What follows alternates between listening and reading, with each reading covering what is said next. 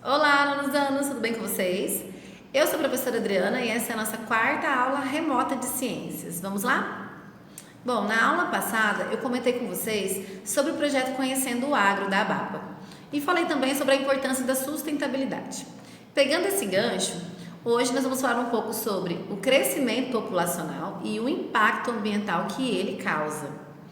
Então, desde o início da civilização humana, nasciam muitas pessoas, que é a taxa de natalidade, e morriam muitas pessoas, que é a taxa de mortalidade. E a expectativa de vida das pessoas eram baixas, né? As pessoas viviam menos. Com o avanço da tecnologia na área da saúde, com o conhecimento da importância da higiene e com a melhoria dos alimentos, as pessoas passaram a viver mais, ou seja, a expectativa de vida aumentou. Em 2018, a expectativa do brasileiro chegou a 75 anos, ou seja, vivemos mais, né? Porque nós temos mais condições para isso. Porém, nós temos hoje em dia aproximadamente 8 bilhões de pessoas no mundo. E dessas 8 bilhões, 1 bilhão corresponde a pessoas com mais de 60 anos. Então estamos ficando aí mais velhos, né? Estamos vivendo mais, por isso uma quantidade alta de idosos no mundo. Então, quanto mais pessoas no mundo, mais espaço os seres humanos vão ocupar e mais consumismo vai existir, né? Nós então retiramos do ambiente, né, da natureza, tudo que a gente precisa. Tiramos aí a água, os alimentos, a matéria-prima para produção, né? Então tudo isso gera aí um problema de equilíbrio ambiental, porque afinal de contas nós fazemos parte da natureza, nós precisamos da natureza para poder sobreviver. Então isso daí, como eu comentei na aula passada, é um grande desafio para o nosso século, né? Produzir causando o menor impacto possível no ambiente. Nós, seres humanos, nós competimos pelo espaço, né, com os demais seres. E isso aí gera, então, um problema, um questionamento a ser resolvido. Bom, esse impacto ambiental, ele é gerado principalmente pela poluição. E a poluição, ela acontece de várias formas. Então, existe a poluição da água, a poluição atmosférica, a poluição do solo e a poluição sonora. Vamos falar um pouquinho sobre elas hoje.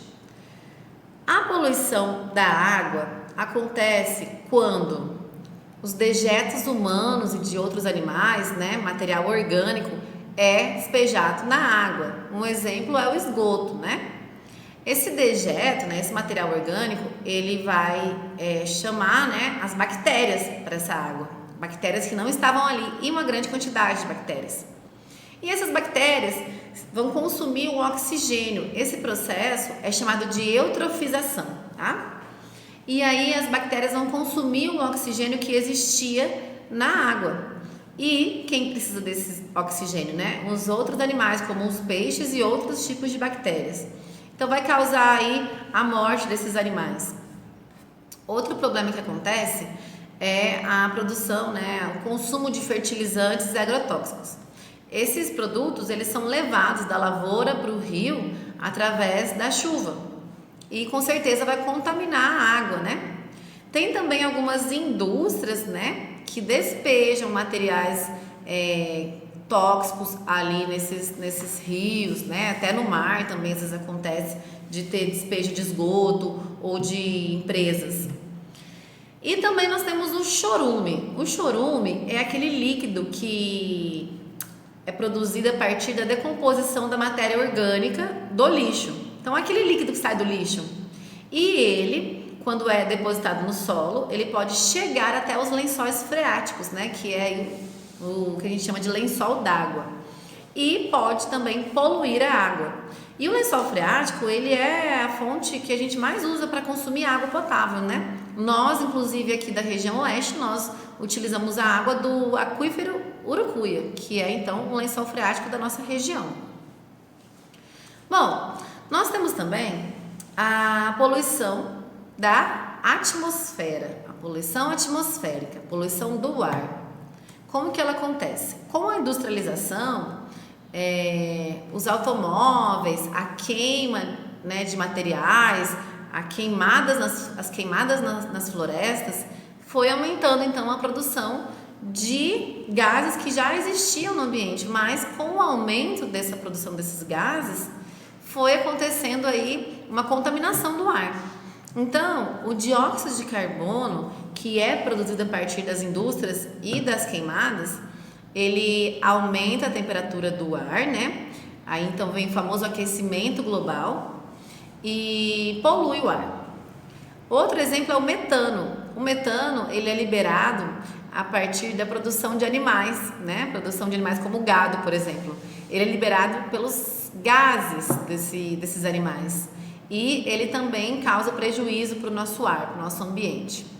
Nós temos também o dióxido de nitrogênio e o dióxido de enxofre, que é produzido pela queima dos combustíveis fósseis, como o petróleo e o carvão. Esses materiais no ar, eles deixam o ar cheio de substâncias tóxicas, né? Junto com o vapor de água, eles produzem a chuva ácida. Essa chuva ácida, ela pode destruir lavouras e também prejudicar o ciclo de vida de certas espécies, né? Então, ela é prejudicial, ela não é aconselhável, né? Detalhe que às vezes essa chuva ela é produzida em uma região, mas devido aí às frentes de ar, né, as camadas correntes de ar, elas podem ir para outra região bem distante, ok? Nós temos também a poluição do solo. Então, a poluição do solo acontece pelos fertilizantes e agrotóxicos, né? Deixando aí o solo muitas vezes improdutivo, né? Acontece também pela liberação de metais pesados como o chumbo e o mercúrio. Isso acontece, por exemplo, quando a gente joga as pilhas e as baterias fora, né? Existem substâncias aí, metais pesados no interior desses equipamentos aí, dessas pilhas. E se liberadas no solo, elas podem deixar o solo prejudicado, podem contaminar o solo. E o chorume também que eu falei, né, que acontece aí nos lixões principalmente, eles deixam o solo extremamente contaminado e infértil, né, então é um problema também. E por último, nós temos a poluição sonora, que acontece devido aos ruídos sonoros das grandes cidades, né, devido ao trânsito, às empresas, né, e a grande quantidade de população ali naquela região. Os ruídos sonoros, apesar de parecer uma coisa mínima, né, eles são bem prejudiciais. Por exemplo, o ciclo de vida de alguns animais são prejudicados, como os pássaros, né? Os pássaros muitas vezes eles encontram os parceiros através do canto. Com o barulho do trânsito e tudo mais, eles não conseguem ouvir, então prejudica aí a reprodução. No mar, nós temos as baleias e os golfinhos, eles usam o som para se localizar, para eles se encontrarem. Também é prejudicado pelo barulho que pode estar acontecendo aí na região. E nós temos também, né, prejuízos para os seres humanos, com todos esses tipos de poluição que eu falei, né? Poluição sonora, né? Hoje em dia os jovens, principalmente, gostam de usar o fone de ouvido. O fone de ouvido a longo prazo, a curto prazo, ele pode causar a sensação de cansaço e dor de cabeça. E a longo prazo, ele pode causar a audição, pode ficar prejudicada, né? A perca da audição. Então, tem uma quantidade, né? Uma intensidade de som que nós podemos ouvir sem prejudicar. Bom, com relação ao ar atmosférico, também é um grande problema. Ele pode causar, né? Esse ar poluído, ele pode causar problemas respiratórios. Ele pode causar dores de garganta, dores de cabeça, né? E também doenças como pneumonia. E a água contaminada causa muitos problemas. Um deles é bem comum, que são as verminoses, né? Que causam aí dor de barriga, dor de cabeça, vômito, ok? O que a gente pode fazer, né? Nós precisamos, claro, achar uma solução para esse problema. Então, como a gente falou na aula anterior, a palavra-chave é a sustentabilidade, né? Produzir sem agredir. Nós podemos também utilizar a regra dos 3 R's: reduzir, reutilizar e reciclar. Nós podemos reduzir o consumo de água, o consumo de materiais industrializados. Nós podemos reutilizar aquilo que nós temos em casa e quando ele não servir mais para a gente, nós podemos passar para quem precisa, né? Além de a gente estar reutilizando, estamos fazendo aí uma boa ação. Nós podemos descartar os materiais nos lugares corretos, né? Separar o lixo. Separar o lixo, gente, é uma coisa que todo mundo já devia estar fazendo, né? Porque, afinal de contas, a nossa cidade tem a coleta seletiva. Isso ajuda aí para o pessoal que trabalha com isso e também para o ambiente. Nós podemos... As pilhas e baterias, elas devem ser descartadas, jamais no lixo comum, tá? Nós temos que guardá-las. E quando nós formos em algum lugar de equipamento eletrônico, eles precisam aceitar essas pilhas, tá? Eles têm a função de descartar em um local correto, um local adequado, ok? Preservar o ambiente, né? Preservar a natureza. E existe também as áreas, né? Áreas de preservação ambiental, né? As unidades de preservação ambiental. Essas unidades, elas são fiscalizadas pelo governo e por instituições como o IBAMA, por exemplo, né? Nelas não pode haver construção e nem produção agrícola, tá? Ela é, então, uma área para natureza específica.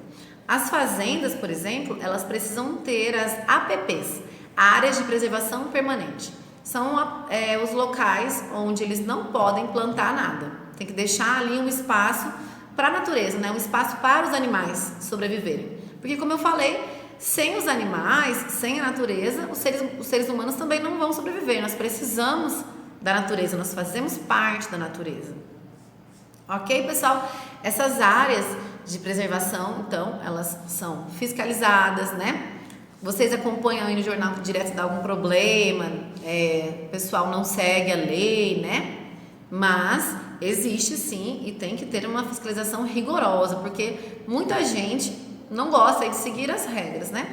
Outra coisa interessante, uma vez um aluno meu comentou comigo que ele não jogava o lixo fora do carro, mas o pai dele jogava o lixo e o cigarro pela janela. Nós temos que ter uma coisa chamada educação ambiental. Então, a educação ambiental vocês aprendem em casa, na escola, com a televisão, com a mídia. Vocês são jovens e vocês têm que saber que com o tempo as pessoas mudam, né? Com as gerações as coisas vão mudando.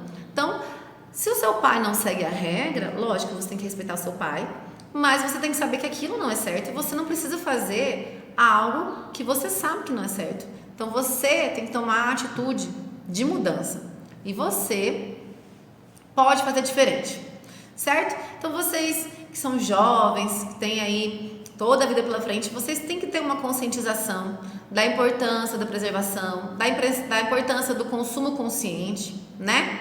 Para vocês terem aí um futuro tranquilo, né? E para as próximas gerações também. Ok, pessoal? Bom, essa foi a nossa quarta aula. Espero que tenha sido tranquilo. Vou mandar uma atividade para vocês e até a próxima, ok? Fiquem com Deus. Um beijo.